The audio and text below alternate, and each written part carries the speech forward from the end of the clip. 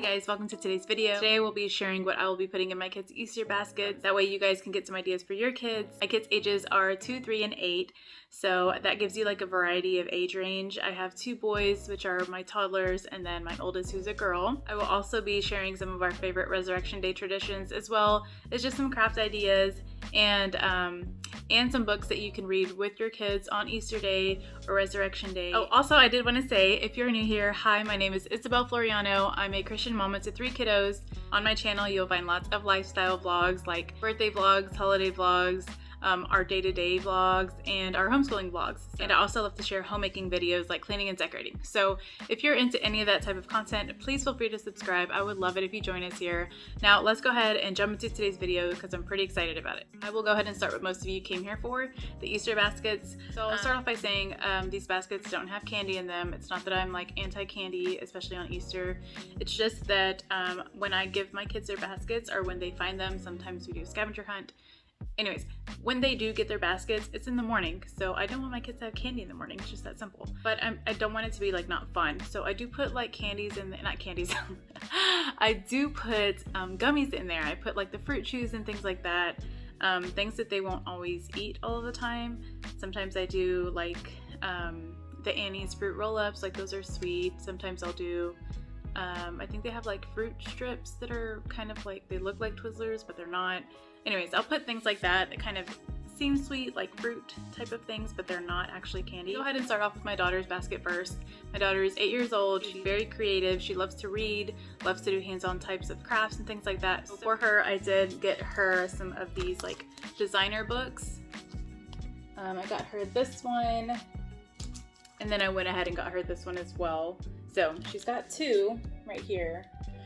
This is like a Polly Pocket thing. She used to have one, but we lost it. So this will be fun for her to kind of open up again. And then she is big into the, she's big into like the Squishmallow thing. And I found these little tiny ones, Micromallows, I think is what they're called. So I think she'll really like these.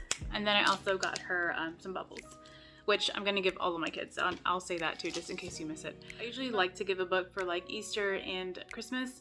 However, I can't find one that I like, so I don't want to rush myself. I'm just simply not going to give them a book. But they have so many books already. We're just simply going to read those Easter stories and Easter books. Once I'm done sharing with you guys about the baskets, I'll tell you guys about the Easter books that I recommend. Now moving on to my sons, my toddlers, they're very similar. So my 2-year-old, I got him some paint by water books. This one is literally like you paint with the water. I guess they both are. So he paints with the water, and then like these will turn a different color for him. Then I also got him this one, and this one's a little different. So as you can see on these pages, like it has a little design on them, and once the water actually hits on the page or on these little designs, the color will start to appear on the color that you want it to be. So that'll be something fun, a little new for him. I got him this little fish. He loves the bath, so it'll be fun for him to kind of see this thing move around in the bathtub. And then I got him some little Avengers tattoos. Okay, and for my 3-year-old, I got him things that are like very similar. I got him the paint with water books. I got him 2 of them. This one is a pirate thing. He loves the Santiago thing on Nick Jr., so he will love this. And then I got him, this one is just a bunch of different trucks and trains and things like that. So I think he'll really enjoy that. He loves painting. Got him a blue fish. And then I got him Spider-Man tattoos because he loves Spider-Man. Again, for all of my kids, I'm gonna give them one of these bubbles. We'll go through those like crazy, so we have plenty to go through. Moving on to crafts or like traditions that we do. We get like craft kits from Hobby Lobby, sometimes Michael's, sometimes Joann's. They usually don't have them.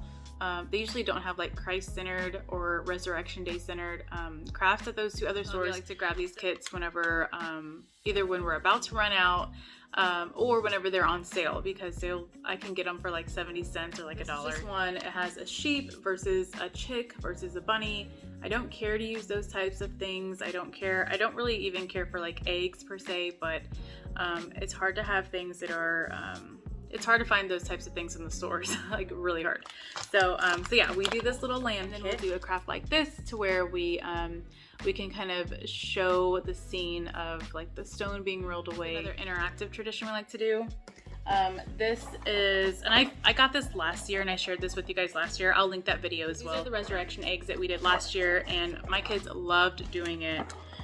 So I know they're really gonna like it again this year. So what these are, yes, they're eggs. Again, like I said, it's hard to find things that are not like filled with eggs and things like that. But these are the resurrection eggs, and when you open them here, so last year I hid them all around the house, try to make them easier for the toddlers. But inside the eggs here, they will have a symbol or some type of figure to go along with the resurrection story or the Easter story, however you want to put it. So obviously this is the donkey that he rode in on, and I just think it's really good for the kids to have hands-on visual symbols where they can see and kind of reflect on the story. Last year I hid the eggs throughout the house and they found them, and then we sat down, came to my room, sat down, and we read from this little booklet here that comes with the whole kit. It'll tell you, when to open the purple egg, what's inside of it, and what that symbol stands for and what it symbolizes. And it goes through the whole story, and my kids really enjoyed it. They really liked seeing it, and my oldest, she could tell me like what was going to come next. Resurrection eggs is something that I highly recommend you do. If you guys are interested in these resurrection eggs, I will put that link in my description box below. Like I said earlier, I like to give my kids their Easter baskets in the morning. We'll kind of, gather around while the kids are opening all their goodies, and I like to share the Easter story with them or read from the Bible. And then another fun tradition that we like to do is make resurrection rolls. The simplest, easiest version, which is what I've been doing, is just getting some biscuits from the store, getting marshmallows, cinnamon, and sugar. So what I like to do is set everything on the table, get a biscuit, you'll flatten it up really good. You want to get a big marshmallow, which represents Jesus. You dip him in butter, dip him in some cinnamon, You dip the marshmallow in butter and then in cinnamon and sugar. You put Jesus, which is the marshmallow, you put him in the biscuit, which is the tomb where they buried him.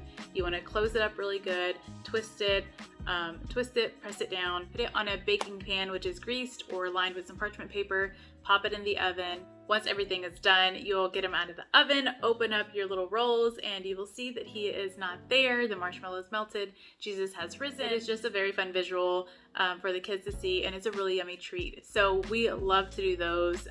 We also love to make some coffee with them. They go great with coffee. Just wanted to share those little sweet traditions that we do with our family. I know some of you guys have mentioned to me before that I should make a video of all of our traditions that we do. Maybe one day I'll get some snippets of each video and kind of make that for a video for you guys. Leave me a comment down below letting me know if you'd enjoy a video like that. But for my holidays, I do like to keep Jesus at the center. Now moving on to the books. One book I couldn't get my hands on is the Berenstain Bears. I absolutely love those books. My kids love reading them. My daughter has almost a full collection, and I can't find it, but it's the Easter story. So books for the older kids, I would recommend looking at the Berenstain Bears books as well as the Bible. I highly recommend reading the Bible. But for the younger kids, we'll read the Easter story from this book. It depicts the story very good, and they can kind of see the visual here on the page. It's called the Jesus Storybook Bible. My daughter was gifted this when we decided to dedicate her. We've read through this book many times before, and I can't wait to read it with my second kid. The older toddlers from like 3 to 4 or 3 to 5, I guess. So this, and y'all don't mind the sticker, but this story, this book is talking about Palm Sunday. Really cute pictures. It's a touchy-feely book. So your kids can kind of, be engaged that way. The story is like short sentences itself, so it's very to the point. I picked this up last year for my baby, and I think it was a little too much, but it was perfect for my toddler. This is just simply the Easter story. I found this at Walmart, and once I read it, and I was like, this is actually a very good version for toddlers to understand. And I think it was beautifully written. I believe in my last Easter vlog, I actually read it. So I might do that again. If you guys enjoyed that, leave me a comment letting me know. And then for the babies out there, this is the one I recommend. It's more rhyming, so maybe they'll sit through it for a little bit longer. But my son loves to just flip through the pages and just see all of the pictures on here. So even that is a good visual aid for them to see. These are the books I recommend. I will leave the list and the links to them in my description box below.